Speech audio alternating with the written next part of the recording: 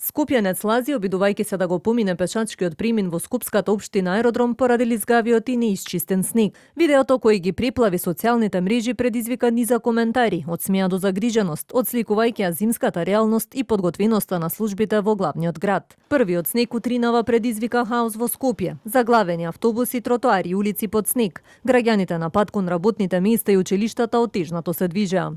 Во скопската населба Козле, еден од градските автобуси се излизга на патот, додека дел од автобуските линии утринава доцнеа.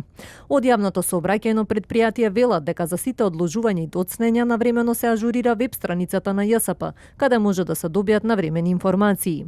Од град Скопје пак соопштија дека градските служби од рано утрината се целосно ангажирани во расчистување и посолување на улиците и булеварите под градска надлежност.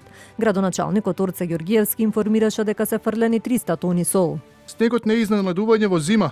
Подготвеноста е наша обврска. Кризниот штаб е активиран 24 часа дневно со континуирано следење на сите критични точки. Безбедноста на граѓаните е наш приоритет. Опозицијата пак со критики за работата на градските власти. Службите не функционираат. Не можат со малку снег да се справат.